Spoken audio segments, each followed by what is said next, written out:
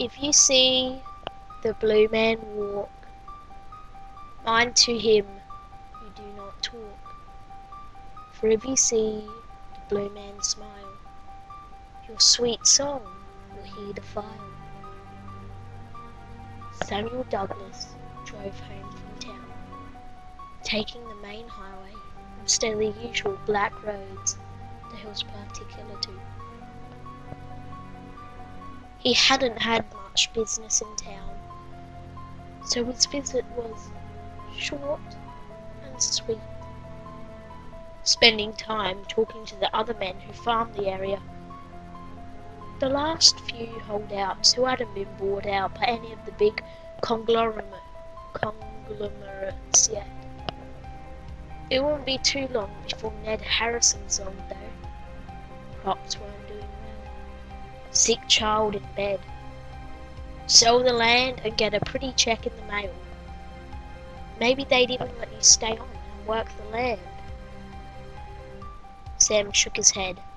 There wouldn't ever be a time that he'd work another man's land, not for any amount of money.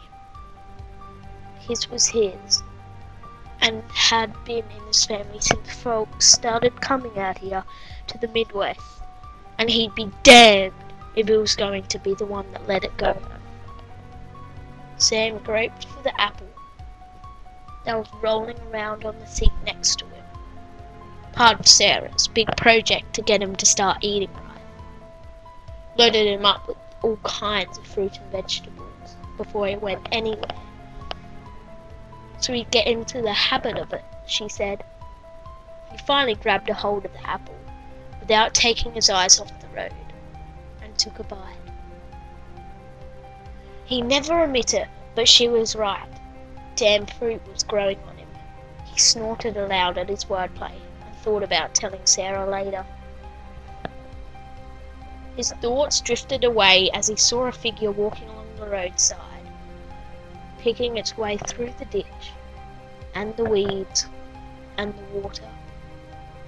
Hell of a day to be walking, especially since it was so hot. It was getting past 5 and the sun had already started its downward climb. And the sun's heat lingered here, and could wear a fellow down while he was working. As Sam got closer, he saw that it was a man, and a big one at that. Walking tall, and with a big stride. He was dressed all in blue, from head to toe. Sam slowed down. Maybe he could give the walker a lift a ways, just to cut down on some of the distance, or at least some water. Sam always had a couple bottles of water rolling around in here. Another one of Sarah's contributions. He stopped the car alongside the man and leaned over to roll down the passenger side window. The man had stopped and just looked there, just stood there. His blue denim jacket looked heavy and couldn't be helping the heat anyway. The man's jeans looked worn and faded, and Sam noticed there wasn't any mud on them, even though the man was standing inch deep in a puddle. "Hey there, you need a lift someplace?" Sam called. The blue man turned on his heels, and black eyes took a hold of Sam's.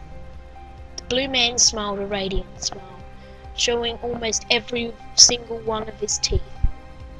Sam leaned back into his seat and stepped on the gas hard.